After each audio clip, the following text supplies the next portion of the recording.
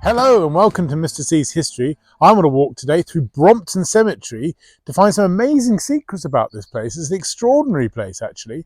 It's also the only open space in the borough of Hammersmith and Fulham, and it's the only graveyard owned by the Royal Parks as well.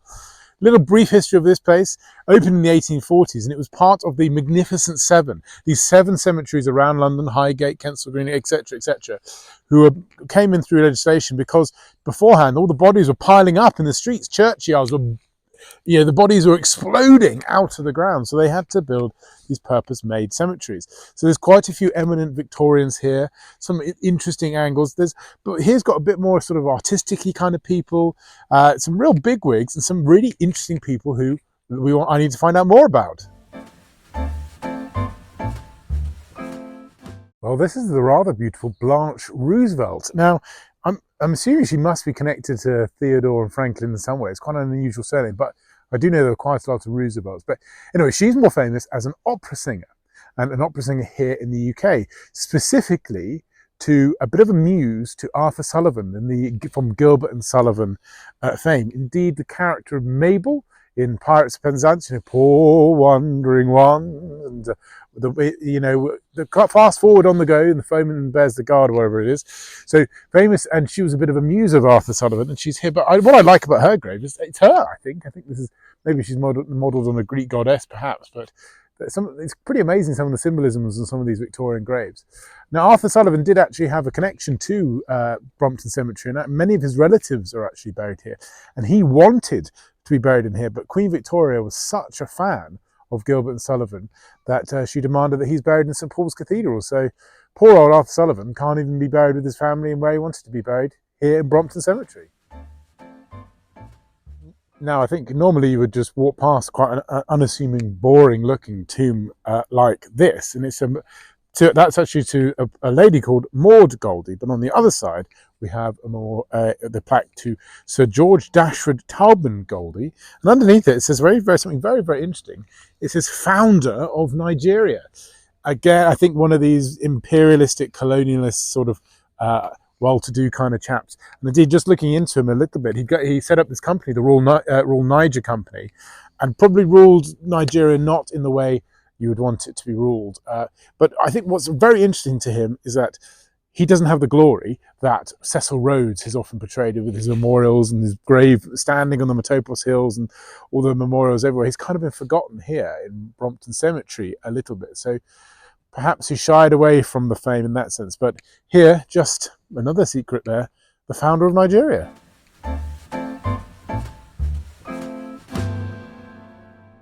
This is the memorial and grave of a very prominent Victorian who I take a particular interest in, especially the subject matter he's involved in. Now, he was a normal imperialist. His name is Sir Andrew War, and he was Surveyor General of India in the 1840s into the 1850s. Why is he of any significance? Well, he conducted a survey of India, a trigonometric survey, involved triangles and maps and things like that, with the aim of looking at the heights of all the mountains of India, the Himalayas, for example, looking at that, measuring it to see how high these are. Now, it was discovered that they found the highest mountain in the world.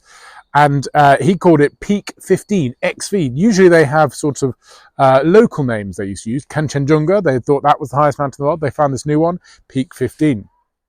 He couldn't find a name for it, so he could have been very imperialistic and named it after himself, but instead he named it after his predecessor as Surveyor General of India, a man called Sir George Everest. But apparently he pronounced his surname Everest, so maybe we should actually be calling it Mount Everest. I think we should be calling it by its local name, Chomolungma or Sangamartha, but there we go. Anyway, so he's the man who named Everest. He's also the first man to come up with the as accurate measurement as he could. And they did, after that trigonometric survey, they found that the height of Mount Everest was 29,000 feet. Now, Andrew War thought, nobody's going to believe us, this exact height of 29,000 feet. So he said, right, we'll say it's 29,002 feet, which is why he's got the nickname as the first man to put 2 feet on Everest.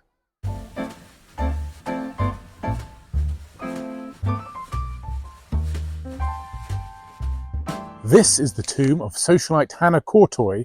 She was famous for inheriting lots of money, really, that not of great renown. But what's interesting is, well, she's more famous for her tomb. Why? Well, the first of all, the way it's designed in the Egyptian style. It was designed by Joseph Bournomey, who's also buried just behind here, and his grave's got a lovely Egyptian design with some hieroglyphics as well. But the rumour goes around that apparently Joseph Bournomey had learnt the secrets of time travel from the Egyptians. He had gone into a pyramid and discovered how time travel worked, and he then employed that in Hannah Corto's tomb. And the report is, some people genuinely believe that inside there is a working time machine that teleports to 7 other cemeteries in the world. I think there's one in Paris, etc., that you can travel around in the different time periods, maybe even back to ancient Egypt. I don't know. Obviously, I'm pretty sure this is not true. I don't know if the Victorians also believe this, or this has been a more modern invention from newspapers and the internet. But isn't it interesting that we have potentially here one of the secrets of Brompton Cemetery is a working time machine? Well, this grave is the grave of Robert Fortune. Now, he is credited with the man who took the tea plant from China and planted it in India, thus developing the Indian tea trade. Unbelievably significant, and definitely the significance of the cup of tea. India was part of the British Empire. Why? Perhaps we are lovers of British tea. Now, I think maybe he did this through nefarious means, and then, of course, you know, the British did sign some pretty nasty treaties with the Chinese that didn't really treat China very well and duped them. And I think this was part of it, because I know for a fact that British people at the time, about the 1840s when he did this, were limited from a day's journey from any of the ports, like Hong Kong, etc. And he got this somewhere deep in Fujian province or somewhere like that. So, you know, maybe he didn't do it in the right possible way. Well, this rather sad and dishevelled grave is really quite sad, because this was a bit of a Victorian overachiever, really, Sir Henry Cole. And he's famous, of course, for developing many, many things. He was big on exhibitions. One of the main organisers of the Great Exhibition, founded the Royal Albert Hall and various things like that. He was the founding director of the Victoria and Albert Museum. Again, you can see he was BFFs, of course, with Prince Albert. But he's also credited with inventing 2 things, or being a fundamental starter of things. One was the penny post, the idea of you can send letters and with the stamps, etc. And one of the first things that he used the penny post for was to send Christmas cards. He is documented as the first person to have sent a Christmas card. So he's sort of hidden, forgotten here, really, and it's really quite sad. Amongst the grass and overgrown bits and under this tree here is a very important grave, a very important person, especially to historians looking for relevant and useful sources. His name is William Howard Russell, and he is considered by many to be the world's first war correspondent. Which war am I talking about? I'm talking about the Crimean War, the 1850s. He was there at the battles of Alma and Sevastopol. Indeed, at Sevastopol, he coined the phrase, the thin red line, the red line of troops that had a sort of long line of guns firing on the Russians that they couldn't quite cope with, a term now used for military procedures quite a lot. He also famously would steal stuff from the dead Russian bodies, you know, the notebooks, to see what's really going on. He was there in amongst it.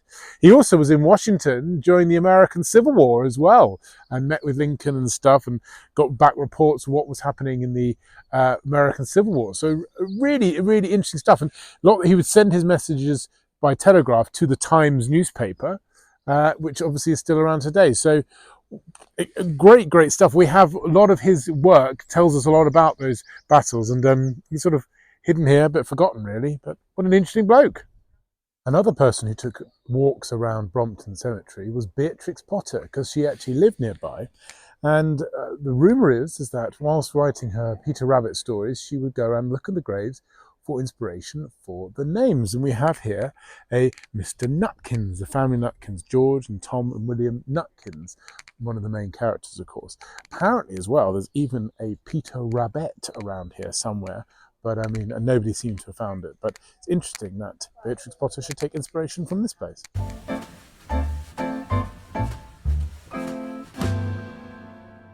This large slab of granite here is the grave, as it says at the bottom, to Samuel Cunard, the very famous magnate, the shipping magnate of the Victorian period. He was a Canadian who's actually, well, I think he was originally meant to be American, but his father had to escape the Revolutionary War, set up in Canada, and then came here to Britain and set up the world's first steam packet, the mail packet, the fastest way to get across the Atlantic by sending letters on his steamboats. And eventually these became the cruise line. And Cunard still exists today. He set that up in 1840, and his legacy still lives on in the cruise ships. But this is a man at the top, at the peak of that Victorian sort of pushing forward technology. How fast can they get across the Atlantic?